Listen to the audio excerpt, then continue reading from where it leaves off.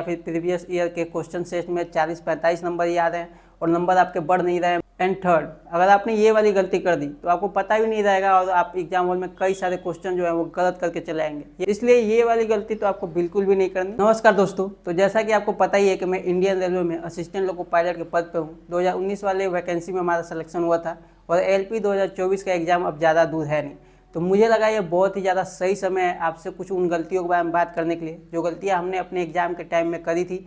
लोग अक्सर करते हैं अपने एग्जाम प्रिपरेशन के दौरान या एग्जाम हॉल में, जिसकी वजह से उनके नंबर कम रह जाते हैं या फिर अगर ये गलतियाँ ज़्यादा हो जाती हैं तो फिर सिलेक्शन भी लोगों का रुक जाता है। मुझे लगता है अगर उस समय जब मैं प्रिपरेशन अपनी कर रहा था इन गलतियों के बारे में मुझे किसी ने बताया होता तो मेरे नंबर जितने आए थे उससे 2-4 नंबर एक्स्ट्रा ही आए होते। बट खैर कोई नहीं, हम यहाँ पे हैं आपको उन गलतियों के बारे में बताने के लिए ताकि आप ये गलतियाँ अपने प्रिपरेशन के दौरान या फिर एग्जाम हॉल में ना करें। सबसे पहली बात तो ये कि अब एग्ज़ाम जो है आपका LP का ज़्यादा दूर है नहीं। 25 नवंबर से स्टार्ट होने वाला है जो कि 29 नवंबर तक चलेगा। मुश्किल से 40 दिन बचे हुए हैं आपके। तो इस समय एग्ज़ाम के प्रिपरेशन में थोड़ी भी ढिलाई नहीं करनी है आपको, क्योंकि पिछले 6-7 महीने से कुछ लड़के होंगे जो प्रिपरेशन कर रहे हैं, कुछ उससे भी पहले से कर रहे होंगे। ज़्यादा टाइम हो गया है, लोग जो है एक ही चीज़ 8-8 घंटे पढ़ पढ़ के थक जाते हैं। कभी कभी ऐसा दिन भी आता है जब आदमी एक जगह पे अटक जाता है। कुछ क्वेश्चन होते हैं जो सॉल्व नहीं होते, इतने टाइम से आप प्रिपरेशन कर रहे हो फिर भी जो है आपके मॉक टेस्ट में या फिर प्रीवियस ईयर के क्वेश्चन सेट में 40-45 नंबर याद हैं और नंबर आपके बढ़ नहीं रहे हैं बार बार पढ़ने के बाद भी, तो आदमी जो है ना वो डिमोटिवेटेड हो जाता है। ऐसा होता है अक्सर सभी के साथ, जब आदमी कहीं पे अटक जाता है तो वहाँ पे आपको डिमोटिवेटेड नहीं होना। आप जिस क्वेश्चन पर अटक रहे हैं उसको बार बार सॉल्व करिए, दोबारा सॉल्व करिए, उसको देखिए कैसे सॉल्व होगा।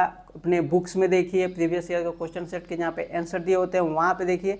अगर वहाँ से भी सॉल्व नहीं होता तो यूट्यूब पे देखिए। बट आपको इस समय अपने पढ़ाई में ढिलाई नहीं करनी, ठीक है। इंटरेस्ट में ये जो भी 35-40 दिन बचे हुए हैं, अगर आपने अपने सही से प्रिपरेशन कर ली तो CBT 1 आपका क्लियर हो जाएगा। और एक बार CBT 1 क्लियर हो गया तो आपको CBT 2 के लिए मोटिवेशन की ज़रूरत है ही नहीं, क्योंकि आदमी जब एक बार कोई एक एग्जाम क्लियर कर लेता है ना तो दूसरे के लिए उसका कॉन्फिडेंस ऐसे ही बढ़ जाता है। और दूसरी बात, मॉक टेस्ट प्रीवियस ईयर के क्वेश्चन सेट ऑनलाइन भी लगाओ, बस बुक से लगाते हुए मत रह जाना। जिसके पास कंप्यूटर है अभी से कंप्यूटर प्रैक्टिस करो, और जिनके पास कंप्यूटर नहीं है वो अपने दोस्त यार से हेल्प ले सकते हैं या फिर आप साइबर कैफ़े पे जा सकते हो। अपने एग्जाम से कम 10 दिन पहले तो आपको कंप्यूटर पे इसकी प्रैक्टिस करनी ही करनी है, क्योंकि ये एग्जाम हॉल में आपके टाइम मैनेजमेंट में बहुत ही ज़्यादा हेल्प करता है।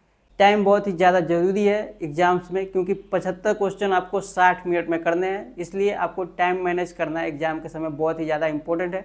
मैंने ऐसे भी बच्चे देखे हैं एग्जाम हॉल में जिनको कंप्यूटर चलाने में दिक्कत आ रही थी, वो एक क्वेश्चन से दूसरे क्वेश्चन में जाने में भी स्ट्रगल फेस कर रहे थे।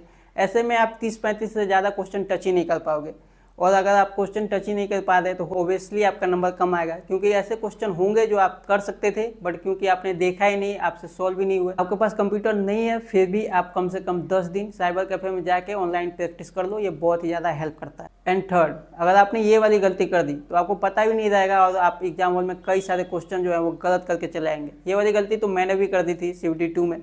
जब पेपर ओपन होते हैं एग्जाम देने के लिए तो उस समय आपको 5 ऑप्शन आते हैं। एक आंसर्ड आएगा, एक mark for review, answered and mark for review, not answered, और एक नॉट व्यूड आता है। तो उसमें answered and mark for review वाला जो ऑप्शन है उसके बारे में मुझे जानकारी नहीं थी। मैंने क्या किया था, बहुत सारे क्वेश्चन ऐसे थे जो मुझे देखने थे बाद में, क्योंकि टाइम कम रहता है तो मैंने 30 सेकंड के लिए रखा हुआ था एक क्वेश्चन पे कि 30 सेकंड में दूंगा, उसके बाद दूसरे क्वेश्चन पर चला जाऊंगा, और अगर टाइम बचेगा तो मैं बाद में आऊँगा उस क्वेश्चन पे जिसको मैंने मार्क फॉर रिव्यू के लिए रखा है। तो उसमें कुछ क्वेश्चन को मैंने क्या किया, आंसर क्लिक करके मार्क फॉर रिव्यू पे उसको क्लिक कर दिया था, क्योंकि मुझे लग रहा था कि ये वाला आंसर जो है वो सही हो सकता है। तो मेरे जहन में ये था कि मैं टाइम जब बचेगा तो मैं आके देखूंगा, और मुझे कंसीडर है कि ये वाला आंसर हो सकता है, उसको बस एक बार मुझे देखना है। फिर क्या हुआ, मैं ऐसे ही करते करते चला गया। 4-5 क्वेश्चन या 6-7 क्वेश्चन मैंने ऐसे छोड़ दिए जिनको आंसर और मार्क फॉर रिव्यू पे कर दिया था। और इसमें क्या होता है, लास्ट में अगर आपने नहीं देखा और आप पेपर सबमिट नहीं भी करते हो, जब आपका टाइम खत्म होगा तो वो अपने आप सबमिट हो जाता है। ये चीज़ें मुझे नहीं पता थी और मैं पहले से तय करके गया था, क्योंकि निगेटिव मार्किंग होती है तो इम्पोर्टेंट है कि आप उतने ही क्वेश्चन टच करें जो आपको आते हैं, क्योंकि आप ज़्यादा अगर करेंगे तो उसके वजह से निगेटिव मार्किंग से भी आपके नंबर कम हो जाएंगे। तो मैं अपने CBT 2 का किस्सा बता रहा था, तो मैंने वहाँ पे सोच रखा था कि मैं 67 से 68-69 ही क्वेश्चन टच करूँगा, और मैंने उतने ही करे थे। बट जो मार्क फॉर रिव्यू वाला मैंने कर दिया था, आंसर क्लिक कर दिया, वो लास्ट में जो है मेरे पास समय बचे नहीं, मैं उसको रिव्यू कर नहीं पाया और वो जो है सेव हो गए। तो जिसके वजह से मेरे 77 या 80 के आसपास जो है आंसर सेव हो गए थे और वो जो थे एक्स्ट्रा क्वेश्चंस वो गलत थे, जिसकी वजह से नेगेटिव मार्किंग हुई मेरी और कुछ नंबर कम आ गए। इसलिए ये वाली गलती तो आपको बिल्कुल भी नहीं करनी। आपको आंसर क्लिक करके नीचे सेव का ऑप्शन आता है। मुझे उस समय लग रहा था कि सेव मैं करूँगा तभी सेव होगा वो, बट ऐसा नहीं है। जब आपके टाइम खत्म होंगे वो ऑटोमेटिकली सेव हो जाएगा। इसलिए आपको अपने आंसर जो है वो क्लिक नहीं करने, अगर आप मार्क फॉर रिव्यू के लिए उसे रख रहे हो। बाकी हम आपसे मिलते हैं नेक्स्ट वीडियो में किसी और टॉपिक पर बात करते हुए। तब तक के लिए